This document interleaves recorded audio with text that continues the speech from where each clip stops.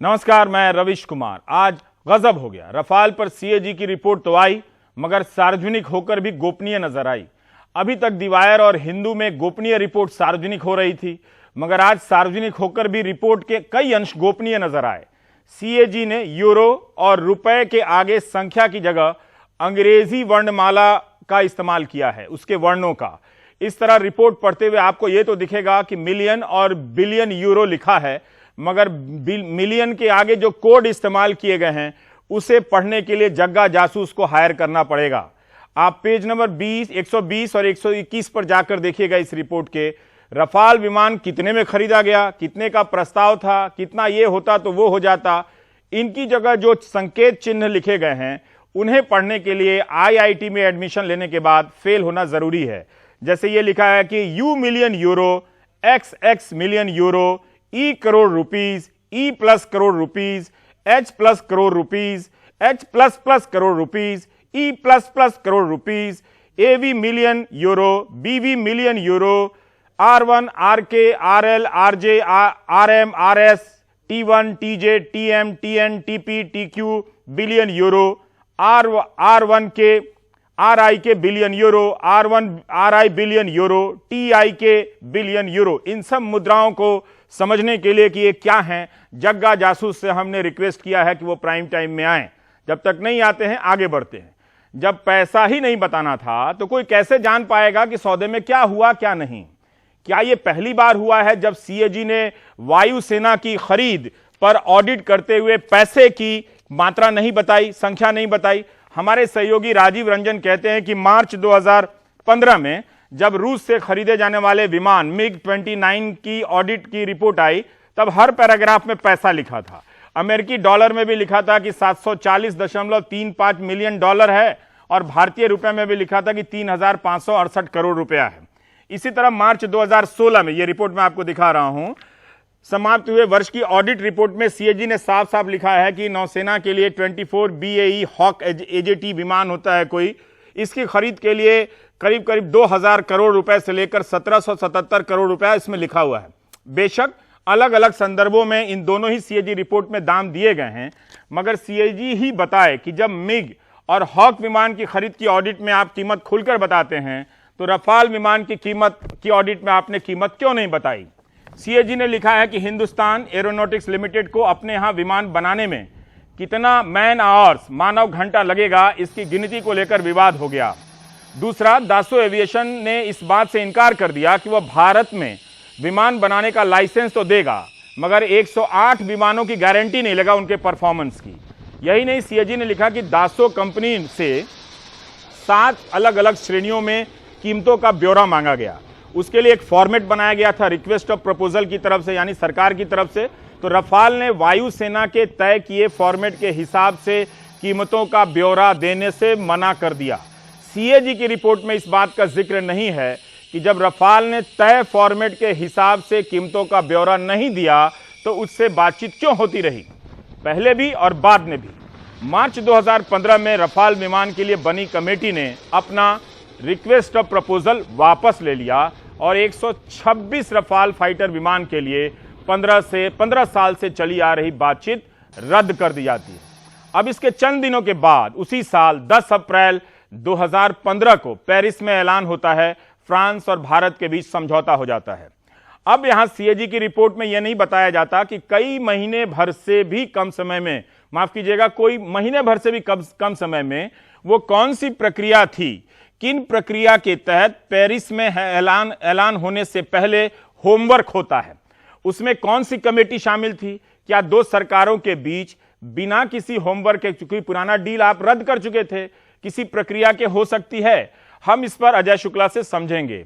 CAG की report में सिर्फ इतना लिखा है कि अलग से प्रक्रिया चल रही थी। वो प्रक्रिया क्या है यह नहीं बताया, यही लिखा है कि अलग से प्रक्रिया चल रही थी कि दासो एविएशन से बेहतर शर्तों पर खरीद होगी। वो प्रक्रिया क्या थी? क्या वो 15 मार्च से पहले चल रही थी, मार्च 2015 से, या 10 अप्रैल के बाद से? इसका जिक्र नहीं मिला। पेरिस में डील के ऐलान के बाद 12 मई 2015 को इंडियन नेगोशिएटिंग टीम का गठन होता है, जिसे INT कहते हैं। इसी टीम के 3 सदस्यों के ऐतराज की रिपोर्ट वायर और हिंदू में आई थी। सीएजी की रिपोर्ट में इस टीम के ऐतराज का कोई जिक्र नहीं है, मगर जो पेरिस में ऐलान हुआ था उसमें यह बात थी कि लागत कम करेंगे और मेक इन इंडिया पर जोर देंगे। तो मेक इन इंडिया वाला कहां गया, इस पर हम बात करेंगे। अगस्त 2016 में दो सरकारों के बीच समझौते को मंजूरी दी जाती है। हिंदू की रिपोर्ट को अब याद कीजिए अनराम की, उसमें यही था कि अगस्त में इंटेग्रिटी क्लॉज का जिक्र था। वो शर्त क्या है कि भ्रष्टाचार होने पर कार्रवाई होगी। लेकिन सितंबर में रक्षा मंत्रालय की बैठक में इंटेग्रिटी क्लॉज यानी ईमानदारी की शर्त हटा दी जाती है। यह बहुत महत्वपूर्ण है क्योंकि सीएजी ने ही लिखा है कि 126 वाली डील की समीक्षा में जब सीएजी लिख रही है कि 2012 में तब के रक्षा मंत्री ने स्वतंत्र एजेंसी से इस बात के जांच के आदेश दिए कि देखिए कि डील की शर्तों में इंटेग्रिटी क्लॉज यानी ईमानदारी की शर्तों का पालन किया गया है या नहीं। तो इस बार यह शर्त क्यों हटाई गई, क्यों रक्षा मंत्री ने इसकी परवाह नहीं की, सीएजी ने क्या कुछ कहा है या कहा ही नहीं है, हम अजय शुक्ला से पूछेंगे। अगर मीडिया में उठे सवालों के जवाब सीएजी की रिपोर्ट से भी नहीं मिलते हैं तो फिर यह रिपोर्ट किस बारे में है? रुपए के आगे एबीसीडी या अबसमा गारेसा लिखने के लिए है, या सीएजी ने लिखा है, आगे सीएजी की रिपोर्ट में लिखा है कि 2007 की कीमतों और 2015 की कीमतों में तुलना करना जटिल काम है। बात सही भी लगती है इनकी कि 2007 में भारत में बनाने के लाइसेंस के साथ 108 जहाज मिलने थे।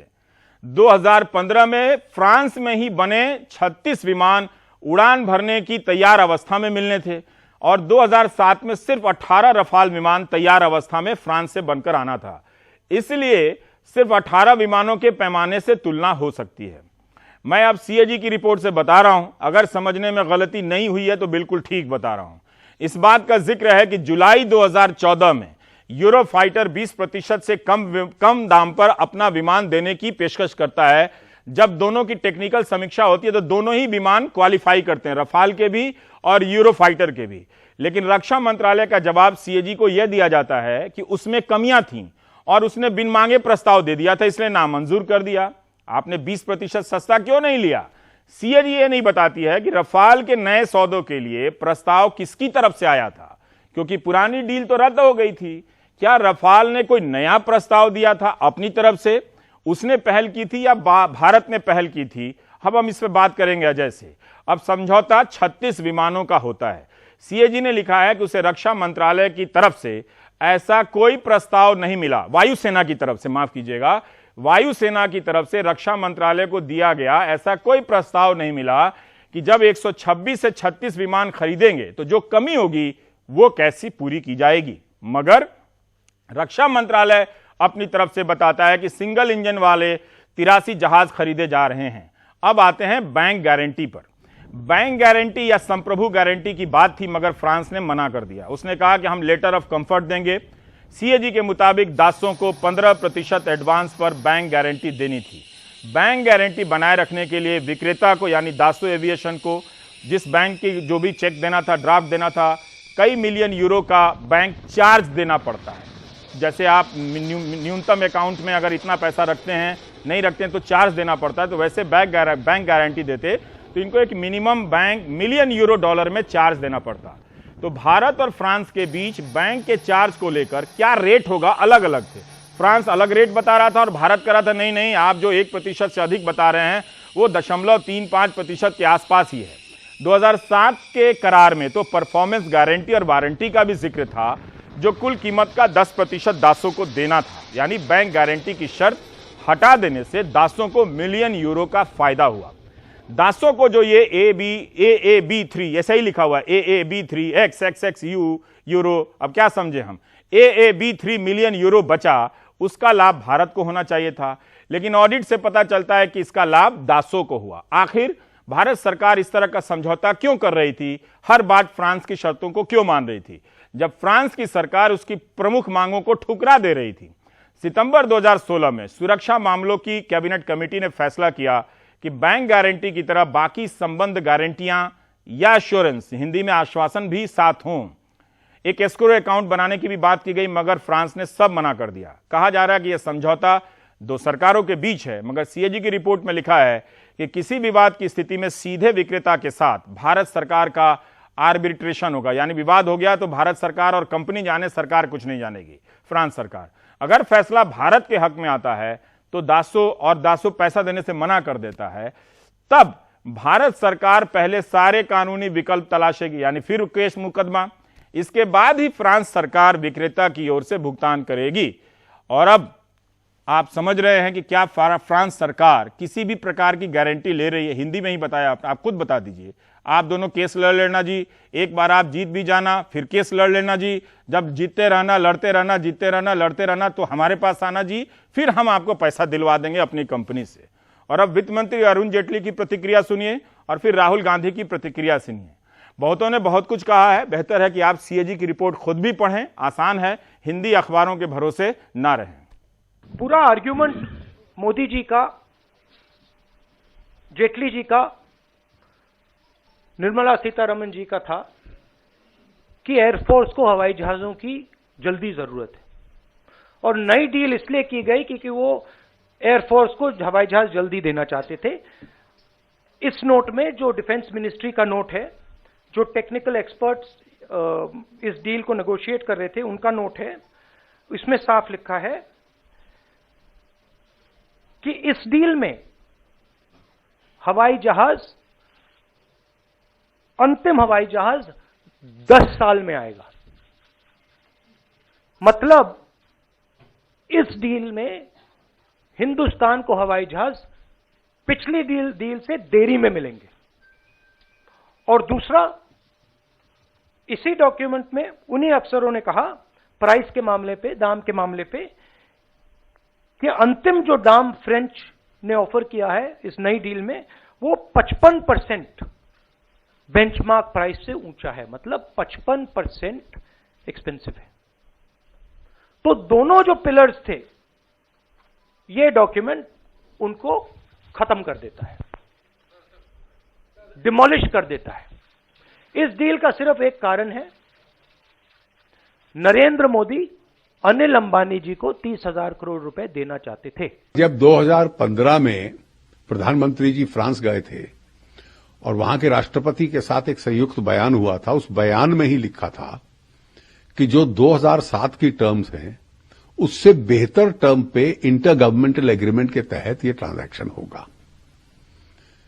अगर आप सुप्रीम कोर्ट का जजमेंट पढ़ लें और सीएजी की रिपोर्ट पढ़ लें, और सीएजी बहुत ही कंजर्वेटिव ऑर्गेनाइजेशन है, जब पूरा ट्रांजैक्शन हो चुका होता है उसके बाद वो मैग्नीफाइंग ग्लास से देखती है और भविष्य के लिए क्या सुधार हो सकते हैं, अगर कोई गलती हुई है वो सजेस्ट करती है। इसलिए कई बार उसके फिगर्स भी ज्यादा कंजर्वेटिव होते हैं। उसके बावजूद भी उसने कहा कि 2016 की डील 2007 की ऑफर की तुलना में बहुत सस्ती है। केवल दाम की दृष्टि से सस्ती नहीं है।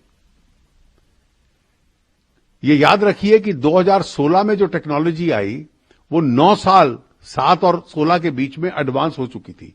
वो बेहतर टेक्नोलॉजी है, इसलिए वो महंगी टेक्नोलॉजी है, फिर भी उसको सस्ते दाम पे लिया गया। कीमत सस्ती है, टेक्नोलॉजी बेहतर है, मेंटेनेंस बेहतर है, डिलीवरी शेड्यूल ज्यादा टाइट है, एस्केलेशन क्लॉज बेहतर है। सुप्रीम कोर्ट कह चुका है कि हमें प्रोसीजर जो था, जो झूठ बोला जाता था कि कोई सीसीएस नहीं हुई, डीएसी नहीं हुई, कोई कॉन्ट्रैक्ट नहीं हुई, सब उन्होंने कार्रवाई कर ली और सरकार को छुपाने लायक कुछ नहीं था। हमने सारे आंकड़े सुप्रीम कोर्ट को भी दे दिए थे और सीएजी को भी दे दिए। अब राष्ट्रीय सुरक्षा की दृष्टि से उसको सार्वजनिक नहीं किया जाता, तो ये बिल्कुल स्पष्ट हो गया। और ये भी स्पष्ट हो गया, जो प्रतिदिन एक झूठ बोला जाता है, झूठ बोलने वालों का सर पूरे देश के सामने शर्म से झुक जाना चाहिए। अजय शुक्ला हमारे साथ हैं, जो इस मामले को लगातार कवर करते रहे हैं। अजय, पहले मैं आपसे जानना चाहता हूं कि सीएजी की रिपोर्ट से किन सवालों के जवाब मिले और किन सवालों के जवाब नहीं मिले?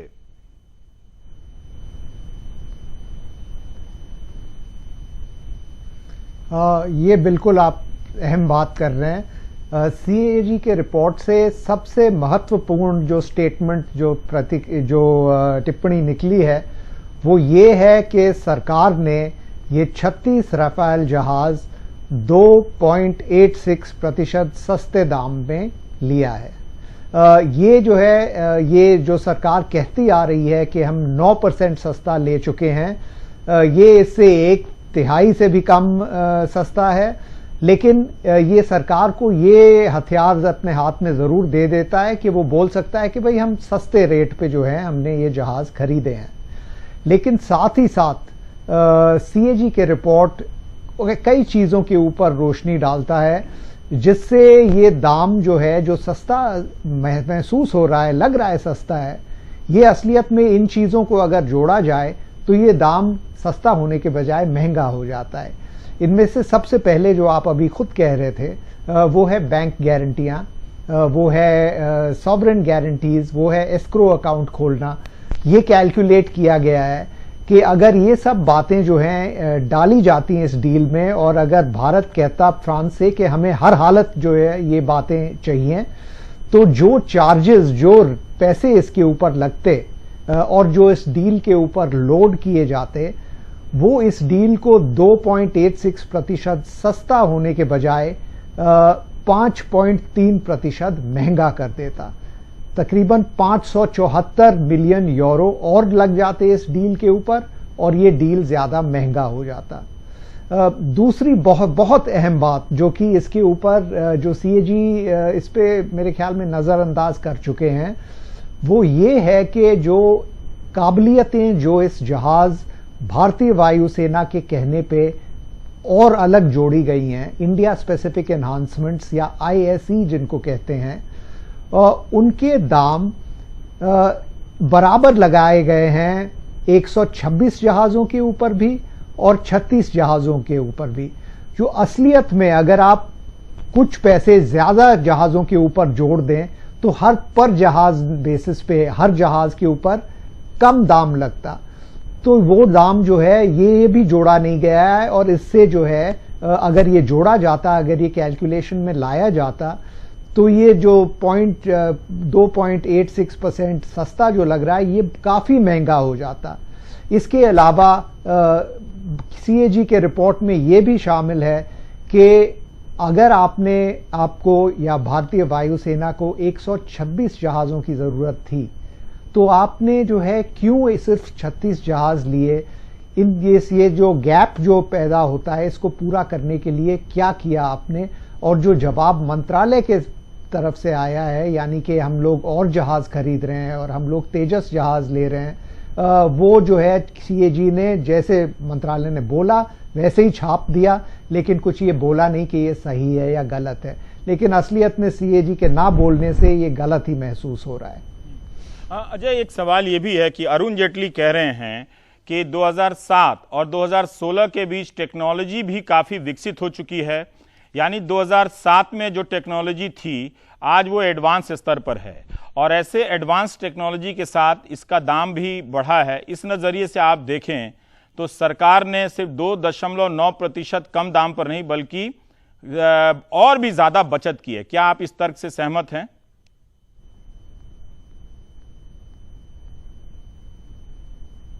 ये अरुण जेटली जी लोगों के आंखों में धूल झोंक रहे हैं।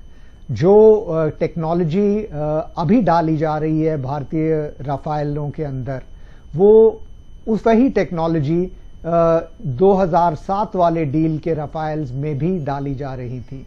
ये टेक्नोलॉजी अभी तक डेवलप नहीं हुई है, ये फ्रांस के राफेल जहाजों के ऊपर लगी नहीं गई है, भारतीय वायुसेना के मांग पे ये डाली जा रही हैं। लेकिन जो टेक्नोलॉजी उस जहाजों में 2007 वाले 126 जहाजों में और जो टेक्नोलॉजी 2015 के 36 राफेल जहाजों के ऊपर डाली जा रही है वो एक बराबर है, सेम टेक्नोलॉजी है। अच्छा, एक जो राहुल गांधी ने कहा कि जो दासो एविएशन है वो 10 साल में जो उससे पहले जिन देशों के साथ करार किया था उसे ही सप्लाई नहीं कर पाएगा, कोई 8 या 10 जहाज एक साल में बना पाता है। तो इस तरह से कह रहे हैं कि ये जो तर्क है कि कम से कम समय में भारत को जहाज चाहिए था, इसलिए इसके साथ डील करना पड़ा। आप क्या सहमत हैं?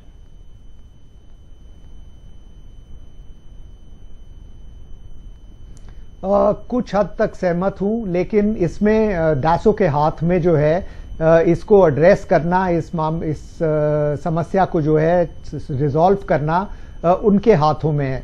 देखिए, उन्होंने जहाज इजिप्ट को देने हैं, कतर को देने हैं और फ्रांस के एयरफोर्स को देने हैं। जो जहाज फ्रांस के एयरफोर्स को जा रहे हैं वो तो टिप्पणी पहले से ही आ चुकी है फ्रांस की तरफ से कि हम अपना जहाज जो है आगे की तारीख में लेंगे, बाद में लेंगे, आप अभी भारत और इजिप्ट और कतर यानी कि जो फॉरेन ऑर्डर्स हैं उनको पूरा कीजिए। तो कितने जहाज भारत को आएंगे, कितने इजिप्ट और कतर के पास आएंगे, ये अभी फ्रांस ने इजिप्ट और कतर के साथ डिस्कशन करके तय करना होगा। लेकिन अगर फ्रांस इजिप्ट और कतर को डिले नहीं कर पाया और भारत को जहाज नहीं दे पाया टाइम पे, तो क्या पेनल्टीज जो है भारत के हाथ में है, ये सब भगवान जाने। ये हम फिर वो आर्बिट्रेशन के चक्कर में पड़ेंगे और सॉवरेन गारंटीज भी नहीं है हमारे हाथ में। तो इस वजह से जो है सॉवरेन गारंटीज हम चाहते थे, लेकिन अभी ये आगे जाके देखना होगा कि फ्रांस सरकार जो है किस तरीके से इजिप्ट, कतर और भारत के बीच में जहाजों को बांट देगा। अजय, शुरू में जब ये विवाद आया था तब सरकार कहती थी कि ये डील का हिस्सा है कि हम इसकी बातों को नहीं बताएंगे। क्या ये बात आपने आखिर तक पढ़ ली होगी? मैं कुछ 2-3 पन्ना नहीं पढ़ पाया हूं, लेकिन इसलिए भी पूछ रहा हूं कि क्या ये बात सीएजी ने लिखी है कि फ्रांस सरकार की तरफ से कुछ बातें गोपनीय रखी गई हैं, इसलिए हम नहीं बता रहे हैं?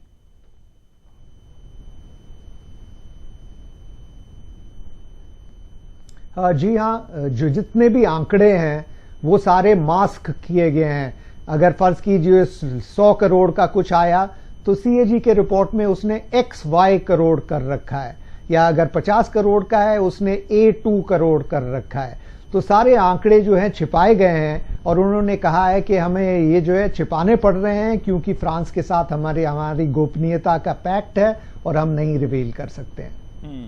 तो इसका मतलब ये हुआ कि ये एक और बात जानना चाहता हूं कि इस रिपोर्ट में है कि मार्च 2015 तक ये कह दिया जाता है कि डील अटक गया है 2 कारणों से कि दासो जो है वो गारंटी नहीं देना चाहता कि HAL जो जहाज बनाएगा उसका परफॉर्मेंस कैसा रहेगा और HAL को कितने मैन पावर की जरूरत होगी, मैन आवर्स की जरूरत होगी, और इसलिए डील रद्द कर दी जाती है। तो क्या ऐसा हो सकता है कि एक रद्द की हुई डील को अचानक 15 दिन के बाद 2 सरकारों के बीच ऐलान किया जा सकता है? उसके लिए नियम क्या है कि पहले प्रोसेस शुरू होगा या ऐलान हो जाएगा उसके बाद प्रोसेस शुरू होगा?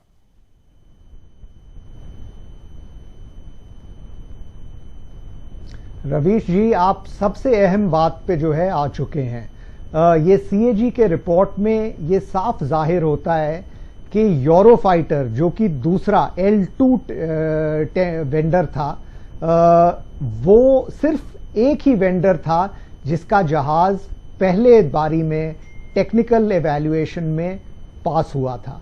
इसके बाद में ये भी बताया जाता है सीएजी रिपोर्ट में कि जब राफेल के साथ, डैसो के साथ नेगोशिएशंस ठीक नहीं चल रहे थे तो यूरोफाइटर ने 20% के डिस्काउंट पे एक और जो है ऑफर डाल रखा था टेबल पे कि हम 20% कम भाव में आपको ये जहाज 126 यूरोफाइटर दे देंगे। उसके ऊपर भारत सरकार ने गौर नहीं किया। ये साफ जाहिर है कि अगर राफेल की डील जो कि L1 वेंडर के साथ नहीं तय होती तो L2 वेंडर, ये DPP डिफेंस प्रोक्योरमेंट प्रोसीजर का एक हिस्सा है, कानून है उसमें लिखा हुआ कि अगर L1 वेंडर के साथ नहीं पूरा हो रहा है तो L2 वेंडर लाया जाता है और उसके साथ पूरा किया जाता है। ये यूरोफाइटर सिर्फ L2 वेंडर नहीं था, अपने 20% डिस्काउंट देके वो असलियत में L1 वेंडर भी बन चुका था। तो ये जो है 126 जहाजों के डील को रद्द करके 36 जहाजों के डील पे जाना, ये तो सरासर गलत है। जो उन्होंने कार्रवाई करनी चाहिए थी कानून के मुताबिक वो ये है कि राफेल के साथ जो है डैसो के साथ अपना कॉन्ट्रैक्ट नेगोशिएशन बंद करना चाहिए था और यूरोफाइटर के साथ नए दाम के ऊपर, सस्ते दाम के ऊपर शुरू करना चाहिए। अजय, एक सवाल और कि इसमें एक बात यह है कि इंटीग्रिटी क्लॉज की जो बात है, जो भ्रष्टाचार वाली जो बात है, मैं जब पढ़ रहा था तो सीएजी ने लिखा है कि 2012 में रक्षा मंत्री ने एक इंडिपेंडेंट एजेंसी से जांच करवाई कि अभी तक जो कुछ भी हुआ है उसमें भ्रष्टाचार विरोधी शर्तों को पालन किया गया है कि नहीं किया है। लेकिन इस डील में जो हिंदू में रिपोर्ट आई उसमें यह था कि यह हटा दिया गया है। क्या सीएजी ने नई डील के बारे में इंटीग्रिटी क्लॉज को लेकर कुछ कहा है?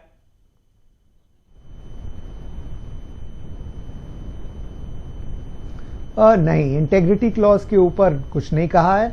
और ये जो एक्सटर्नल मॉनिटर्स जो लाए गए थे वो सिर्फ इसलिए लाए गए थे क्योंकि एक जब दासो L1 यानी कि सबसे सस्ता वेंडर डेजिग्नेट किया गया था तो एक कुछ एनोनिमस लेटर्स जो हैं शुरू हो गई थी ये कहते हुए कि ये असलियत में L1 नहीं था।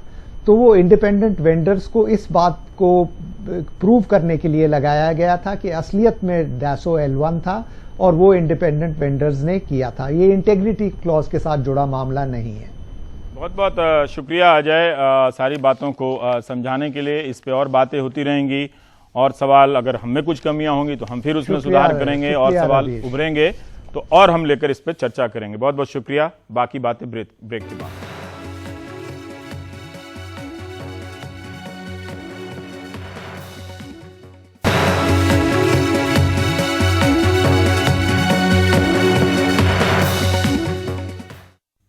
कोलकाता में ममता बनर्जी की अगुवाई में विपक्ष की एक बड़ी रैली के एक महीने बाद बुधवार को दिल्ली में आम आदमी पार्टी ने विपक्षी दलों की एक रैली बुलाई।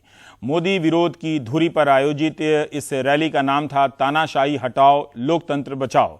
मंच पर अरविंद केजरीवाल के साथ ममता बनर्जी, शरद पवार, शरद यादव, चंद्रबाबू नायडू, फारूक अब्दुल्ला, शत्रुघ्न सिन्हा, कनिमोई, सीताराम येचुरी, डी राजा सब दिखाई दिए। लेकिन खास बात यह रही कि ममता तब आई जब येचुरी और डी राजा सभा को संबोधित करके चले गए। कांग्रेस की ओर से आनंद शर्मा इस रैली में शामिल हुए। जो डरते हैं वो मरते हैं, जो लड़ते हैं वो जीतते हैं, वो कामयाबी होते हैं। हम लोग डरते नहीं हैं, हम लोग काफिर नहीं हैं, हम लोग कवर्डाइज नहीं हो। हम लड़ने जनता है। क्या करेंगे? क्या करोगे? जेल भेजोगे? क्या करोगे? मर्डर कर दोगे? क्या करोगे? एजेंसी भेजोगे? कितना जेल है हम देखने चाहते हैं। दिल्ली के लोगों ने अपनी एक सरकार चुनी, कांग्रेस को 0, भारतीय जनता पार्टी को 3, दोनों पार्टियों को मार के भगाया था और दिल्ली की जनता ने अपनी एक नई सरकार चुनी थी 70 में से 67 सीट देके। आज का यह दिन ऐतिहासिक होने वाला है। जैसे 4 अप्रैल 2011 ऐतिहासिक था, जिस आंदोलन ने उस वक्त की सरकार को उखाड़ फेंका था, आज का ये आंदोलन जंतर मंतर फिर से ऐतिहासिक होने वाला है कि अब ये मौजूदा मोदी सरकार को उखाड़ के फेंकेगा। और ये एक कोइंसिडेंस है कि पार्लियामेंट के आखिरी दिन ये जंतर मंतर के ऊपर आंदोलन हो रहा है, ये धरना हो रहा है। पर आज के जो सत्ताधारी दल है वो एक गलत फहमी का शिकार। वो गलत फहमी ये कि शायद वो हमेशा के लिए चुन लिए गए हैं। हमारी सहानुभूति है नरेंद्र मोदी और बीजेपी की सोच के साथ। प्रजातंत्र में कभी कोई हमेशा के लिए नहीं होता और जो तानाशाह हैं वो ऐसा सोचते हैं, पर कोई तानाशाह भी नहीं है जो हमेशा रहा हो। तानाशाह भी उखाड़ के फेंक दिए गए हैं। कि हर जोर जुल्म की टक्कर में संघर्ष हमारा नारा है। संघर्ष के अलावा कोई रास्ता नहीं है। संघर्ष के जरिए ही दिल्ली में बैठे हुए लोगों को हटाना पड़ेगा और इसीलिए हम जानते हैं कि उत्तर प्रदेश इस 19 के चुनाव में सबसे महत्वपूर्ण भूमिका अदा करने वाला है और इसलिए वहां हमने समझौता किया है। समाजवादी पार्टी, बहुजन समाज पार्टी और लोकदल, ये तीनों मिलकर ऐसी स्थिति पैदा कर देंगे उत्तर प्रदेश में कि बीजेपी का 80 सीटों में कहीं खाता खुलने वाला नहीं। स्वयं प्रधानमंत्री को बनारस के अलावा किसी अन्य सीट को भी तलाशना होगा। मैं उस घर में पला हूं जिसमें था नारा हिंदू मुस्लिम सिख इतिहाद, यानी सब बराबर है, कोई फर्क नहीं। आज हम लोगों को बांटा जा रहा है। इसलिए आपसे और इन लीडरों से अपील करता हूं, सब लीडरों से, कि अगर देश बचाना है तो हमें अपने आप को कुर्बान करके इस देश को बचाना है और इस मोदी सरकार को हटाना है कि ये कभी वापस ना आए। मैं इनसे कहता हूं, अगर ये वापस आएंगे तो अल्लाह ही जाने इस मुल्क का क्या होगा। हम ये जरूर देखेंगे, मोदी ना आए, देश ना बेचे, देश ना होता करे, लोकतंत्र ना होता हो, मोदी हटाओ, देश बचाओ, बीजेपी हटाओ, देश बचाओ, एकता बचाओ, मोदी हटाओ, नौजवान बचाओ, मोदी हटाओ, किसान बचाओ, मोदी हटाओ।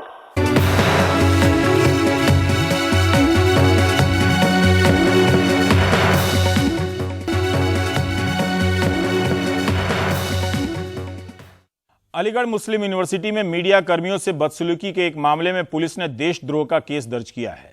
एक चैनल की महिला पत्रकार के साथ यूनिवर्सिटी के अंदर कुछ युवकों ने कथित रूप से अभद्रता की और कैमरा तोड़ दिया। मीडिया की टीम लोकसभा चुनाव में मुस्लिम फ्रंट बनाने से जुड़ी एक बैठक कवर करने पहुंची थी। पुलिस ने एफआईआर में 14 लोगों को नामजद किया है। पुलिस की कार्रवाई तो हो सकती है, लेकिन इसमें देशद्रोह का मामला कैसे बनता है, ये किसी को समझ नहीं आ रहा है। एएमयू में तनाव है। बीजेपी से जुड़े छात्र यहां ओवैसी को बुलाने का विरोध कर रहे थे। एक टीवी क्रू कैंपस से न्यूज की लाइव टेलीकास्ट कर रहा था। एएमयू सिक्योरिटी ऑफिसर ने उन्हें रोका और पीआरओ से इसकी परमिशन लेने कहा। इस पे क्रू से झगड़ा हो गया। छात्रों पर इल्जाम है कि उन्होंने क्रू से मारपीट की और कैमरा तोड़ा। खबर सुन बीजेपी के लोग अंदर आ गए, जिनकी छात्रों से मुठभेड़ हुई। एक बीजेपी नेता की कार में गोली लगी है तो एक शख्स तमंचा लहराते तस्वीरों में कैद हुआ। पता नहीं है क्या क्यों इस तरीके से हुआ है, ये मुझे जानकारी नहीं, लेकिन ये कि ये इससे आज ये दर्शा दिया इनकी छात्रों ने कि इनकी मानसिकता हमेशा आतंकवादी है और आतंकवादी ही रहेगी। छात्र संघ का कहना है कि सपा बसपा गठबंधन में कोई मुस्लिम पार्टी शामिल नहीं है।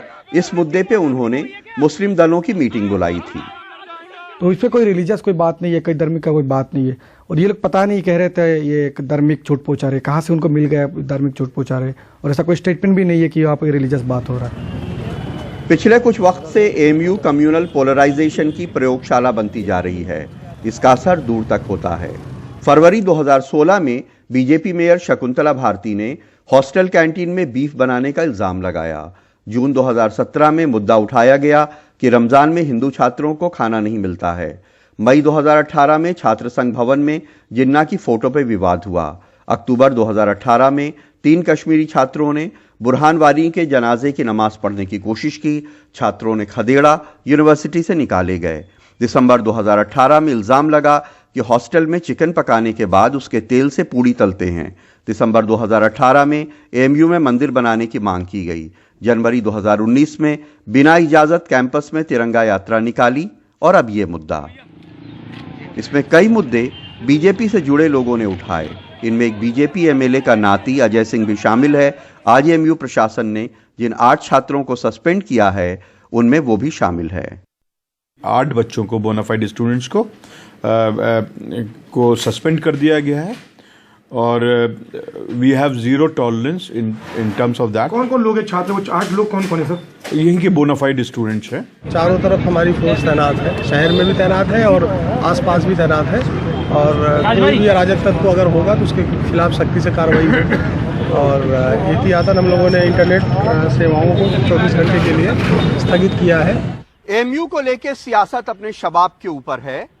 अगर एएमयू के पढ़ाई लिखाई में कोई कमी है तो उसमें जरूर सुधार होना चाहिए। अगर एएमयू के कुछ छात्रों के खिलाफ क्रिमिनल मुकदमे हैं तो उनके ऊपर सख्त कार्रवाई होनी चाहिए। लेकिन एएमयू को कम्युनल पोलराइजेशन की प्रयोगशाला बनाने से बचाना चाहिए, क्योंकि इसके गंभीर परिणाम होंगे। अलीगढ़ में अदनान और लखनऊ में कैमरामैन राजेश गुप्ता के साथ कमाल खान, एनडीटीवी इंडिया।